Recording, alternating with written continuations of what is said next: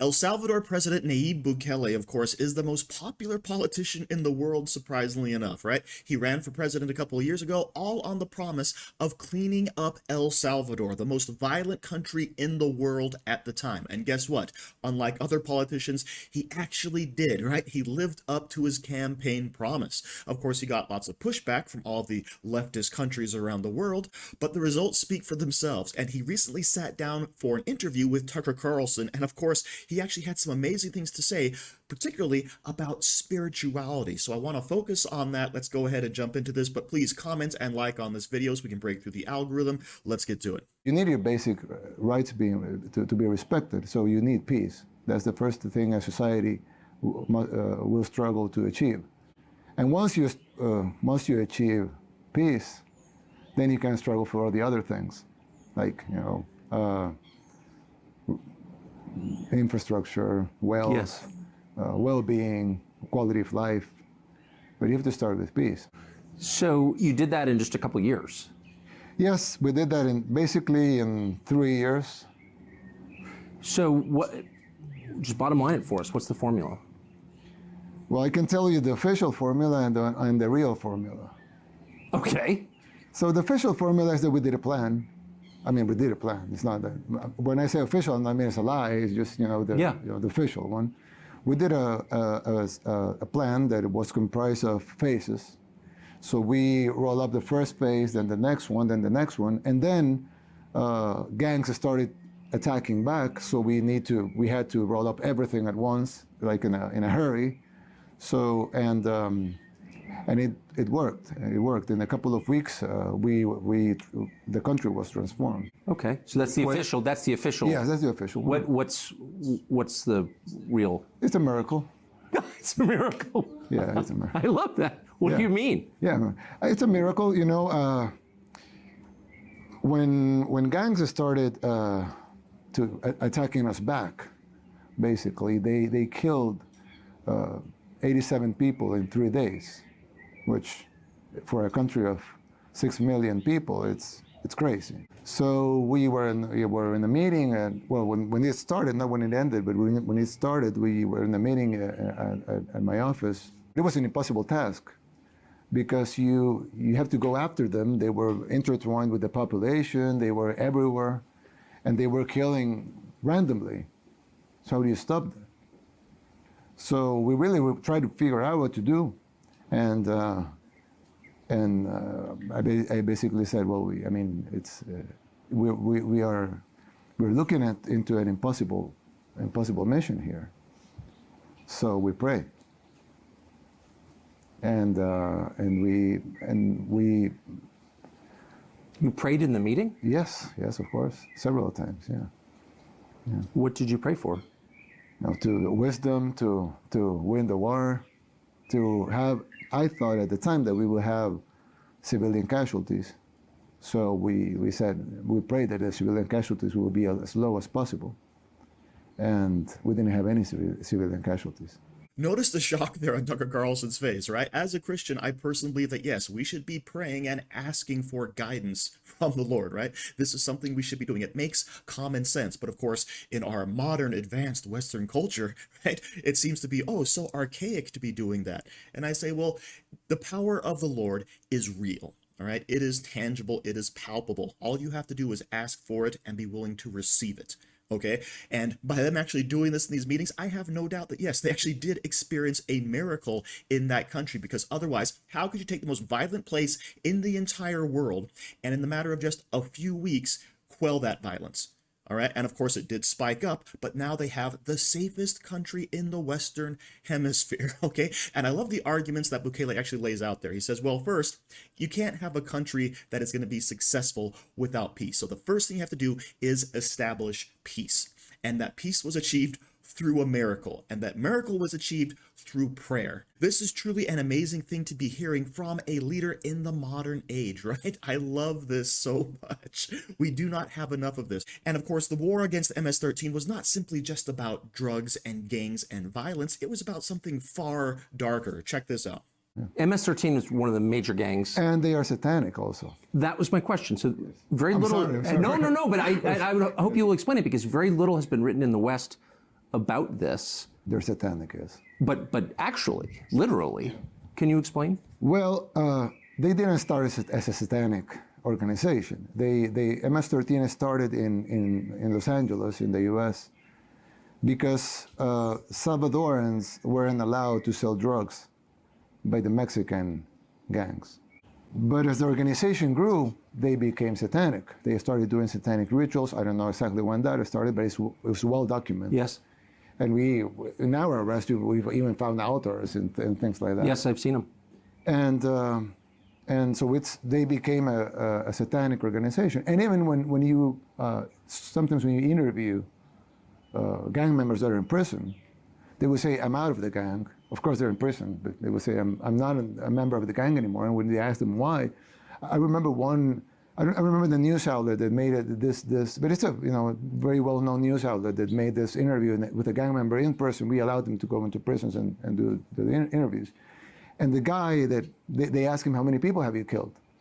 I killed for territory. I killed to collect money. I killed for extortion. But I came to to this house, and they were about to kill a baby. And the killer that had killed tens of people, said, "Oh, wait, what are we doing? Why are we going to kill that baby?" And they told him, because the beast asked for a baby, so we have to give him a baby. So he said that he couldn't resist that, so he left the gang. So that's almost never described No. in English language press as clearly as you just described it. No. Which is weird, right? Well, you sort of wonder why. Yeah. If there's a spiritual component that's driving it, why not just say so? Yes. But I guess my point is you saw it as that. Yes, of course. There's a spiritual war and there's a physical war. And the physical war could be, that's the unofficial. Yes. That's the unofficial version. The spiritual, if you win the spiritual war, it will reflect into the physical war. This might be eye-opening for a lot of people, but you have to understand that yes, in fact, evil does exist. The devil does exist. And here you have this gang that is, of course, participating in actual devil worship, human sacrifice. And of course, if you don't believe me, right over here you can see in the US, MS-13 gang members actually have been convicted, all right, of killing people in satanic rituals. So yes, this is not just simply a gang. This is not just simply about drugs. This is about devil worship, good versus evil, Christianity versus the devil. All right, so that's exactly what's happening here. And it's very strange, as Tucker points out, that largely this goes unnoticed by the American public. It is not reported on by the mainstream media. And you have to ask yourself, why? Why are we not just putting these things out there in the black and white terms of good versus evil, right? That would just make the argument all too easy for the general public to kind of stitch together, wouldn't it, right? You can't have that truth being reported. But of course, enough about the dark stuff. Let's get back to the actual spiritual matters. Check this out. In your inaugural, and I was listening on headphones for the translations, I just want to check this. You said, we have achieved this great victory and made this a safe country, and that's the predicate for everything that follows. And the next thing we're going to do in this term is to work on the economy to make it better. Grow the economy, yeah. And you said, correct me if I'm wrong, you said I have a 3-point plan, and I'm thinking, I wonder what that is. I don't know, start a Federal Reserve Bank? And you said the first point of my plan is seek God's wisdom. Yes. That is what you said. Yeah, I said that, yeah.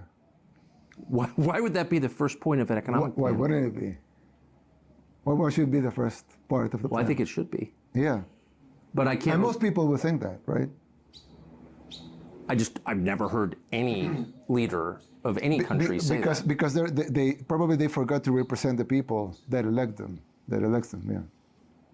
It's like you ask most of the people that elect the politicians, they'll say, yeah, that's fine, yeah, I believe that. But then you ask the politician, and he will say, no, that's not. So who is he trying to pander into? I mean, it doesn't make sense, right? Do you think... So it's a common sense thing to seek God's wisdom. Of course. Yeah. It's a prerequisite for wise decision making, I would say. Exactly. So that's the first part of our plan. I don't know why it makes me laugh. Do you think that that's one of the reasons that your successes, which are just measurable, I'm not saying this for ideological reasons, but just a fact that you've transformed the country in a good way and that you're literally the most popular elected leader in the world, again, not speculation, provable fact. You'd think that would be greeted in the hemisphere as this amazing thing, like what's going on in El Salvador, and instead, there's been this, what's going on in El Salvador? Yeah. There's been hostility. Yes. Do you think that's why? I'm not sure, but one of the reasons is that we don't pander to them. There's worldwide agendas, right? These are provable facts, right? They have benchmarks that they need the countries to follow and they need the countries to do. This is, out there, right? But sometimes if you work on those things, you're probably neglecting the important things for your people, the things that your people are really asking for. Give you an example. When we arrested the gang members that were killing so much people that we were the murder capital of the world, when we did that, we got huge condemnations. You name it. Say an organization, we got a condemnation from them. So, and a lot of them were human rights organizations. And you would ask, but what about the human right of a woman not to be raped? I mean, what about the human right of kids to play or to be free or to go to the park? And what about the human right to live, or the human right to walk in the street, right? But no, they were worried about the human rights of the killers, which they have human rights. I don't say they don't. They're humans. But if you have to prioritize, what will you prioritize? So obviously two things going on there. I love how it brings it back to, the first step in our financial plan, right? We've achieved peace. Okay, we have now quelled the horrible satanic gangs, and now it's time to us to actually chase after financial prosperity. So what are we going to do? We're going to seek God's wisdom. That's the first thing, all right? And then everything else will line up. Everything else is just going to fall into place, all right? And once again, Tucker Carlson is kind of like, amazed, astounded to hear a world leader in this modern day and age espousing these basic Christian truths. And I love how Bukele actually says, when you talk about politicians, they should be representing the people. And in this country, America, right, the majority is still Christian, but a lot of politicians stay away from it, right? They don't want to touch it because they don't want to, offend the enlightened right or the crazy radical left, right? The whole groups that don't believe in any type of higher power, etc. Okay, so it's just so refreshing and inspiring to actually hear this being said out loud. And Tucker Carlson actually says, I'm laughing because this is so common sense, right? This is something that should be out there in the open and spoken of freely. So that's why I love hearing this. But then also on the flip side, right, when we talk about the pushback they've gotten for actually chasing after criminals and imprisoning all of them, okay? And then what's happened? Well, you all of a sudden have all these outside entities, these leftist countries saying, oh, the human rights of the criminals, right? What about them?